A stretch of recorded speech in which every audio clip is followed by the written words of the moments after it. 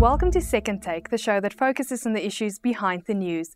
Last Friday, South Africa's largest iron ore producer, Kumba, dropped a bombshell announcing it will be cancelling a favourable iron ore sales agreement with the country's biggest steelmaker, ArcelorMittal South Africa. Engineering News editor Terence Creamer has been monitoring developments and joins me now in studio. Terence, welcome to Second Take. Can you take us through how this pricing agreement was reached in the first place and why Kumba has now moved to cancel it? Well, it goes back to a 2001 unbundling agreement when ISCOR was divided into a steel and a mining company. And it was precipitated by a lot of problems at ISCOR itself. There was a lot of debt and there was shareholder fatigue, and they were looking for a new model. And in that new model, government felt they needed a partner for the steel company, which they sourced in the form of now the ArcelorMittal Group, which is the largest steel company in the world. And they felt they should release the mining company to be a pure iron ore play. Now, this has led to massive shareholder value release over the last few years, and it's been a success story from that perspective. However, during that time, there was also felt we need some national imperatives into this. This was a nationalized industry at one stage, it's a strategic industry. And at the point, they said, steel companies or commercial steel companies are only really going to be viable if they vertically integrated into their raw material supply. So it was an engineered deal to make sure that 21.4% undivided share of the Sishen mine was sort of retained by ArcelorMittal South Africa, and that they would get that iron ore, 6.25 million tonnes a year, at very favourable terms. And that would go on for 25 years, renewable. So that was how the deal emerged. And it meant that the steel company became highly competitive, but the margin all went to the shareholder. And there was a toing and froing between government for years and years about, can't we get a developmental steel price here? And that never really emerged. There's been a lot of unhappiness about steel pricing. This has been the subject of a competition tribunal excessive pricing complaint where ArcelorMittal was found to be pricing excessively in the South African domestic market. So it's a long-running sort of sore point between government and the steel company. They've got this access to this low-cost iron ore, some say around $26 a tonne against commercial rates that are closer to $60 plus, and spot prices which are over $120 plus, so really favourable terms. And Kumba has moved now. They've seen a loophole. They're saying that ArcelorMittal hasn't converted its mineral rights, which they should have done last year in terms of the mining laws in South Africa, and therefore they've moved to cancel the deal. So what will the implications be, firstly, for ArcelorMittal and secondly for the steel prices? Well, for ArcelorMittal, it's a devastating thing. This isn't a legal sideshow, which some of these things are. This is fundamental to the business case for ArcelorMittal, retaining this vertical integration, getting this iron ore at competitive prices. That, together with what were very low electricity prices in South Africa, were the two pillars of a very successful company, which made it an attractive investment case for the ArcelorMittal Group out of Europe.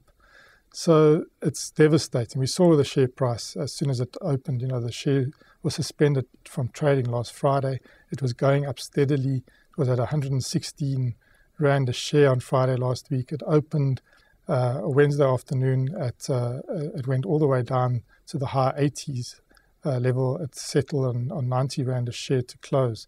So you can see a big drop in its share price because people see this is really fundamental. Now, the question is, what does it mean for the steel price? Because ArcelorMittal always claims that through its benchmark pricing model, it was offering domestic prices that were competitive. So what they would do is they would benchmark its pricing, its steel price against domestic selling prices in 4 markets around the world, and then adjust that for the value of the rand. And that, they said, was no longer import parity pricing, but it was a fair competitive price relative to what other markets were paying. So that pricing model remains intact, I suppose, and we'll have to see what it means, because also we don't have any tariffs on steel in South Africa. So there's not an automatic flow through that because their iron ore is now going to be commercially priced, or potentially going to be commercially priced. that steel prices are suddenly going to shoot up in South Africa. As I said earlier, the margin's been going to the shareholders, not to the country, not to the downstream consumer. So there's not an automatic trigger of higher steel prices, but their cost competitiveness is going to be smashed somewhat. I mean, so people are saying $250 million, their cost structure will rise by that sort of level. So it's a big change for that business. But whether it just means that it's a loss-making dog of a company, or whether it's going to translate into higher steel prices for South African consumers, we still have to see. How do you think will this dispute between ArcelorMittal and Kumba play out in the weeks and months to come? Well, it is now officially a dispute. It was presented as a cancellation of a contract, which now seems to have morphed into a legal dispute. Now, the supply agreement of 2001 does have mechanisms for dispute resolution, one of which is arbitration. But obviously, there's also other legal routes that ArcelorMittal will have to pursue because this is so fundamental to their business. So they are in that process now of expediting a legal process. Whether that will be arbitration or going through the courts, we still will have to see. There's a sort of a few-day grace period where materials continue to flow on the cost plus 3% basis. And I think it's about the 15th of March, the two legal teams will have to come to resolution as to how they go forward, maybe before that. But they both have said they want to expedite this. And you can see the market is being a bit cool on this. We could have seen Kumba's share price really shooting up. It's sort of staying at the same levels. ArcelorMittal share price is also hovering around the levels that it has dropped to. So there's not a feeling that this is a fait accompli yet. But what I think there is an opportunity here for is for interesting government intervention. Government has said they're monitoring it and they could intervene. But there's two ways they could intervene. One, if they agree with Kumba and that ArcelorMittal has lost their rights, they could say, well, the state now owns these rights.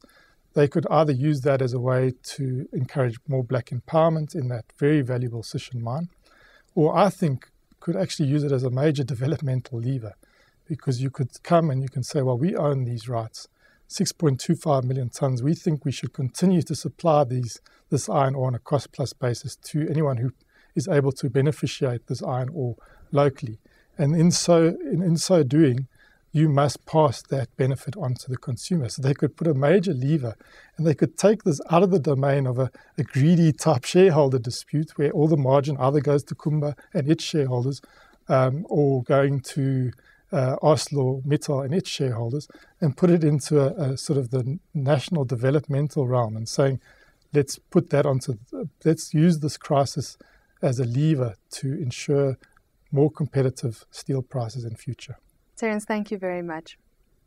That is the Second Take show for this week. Thank you for watching and join us again next time for more news analysis.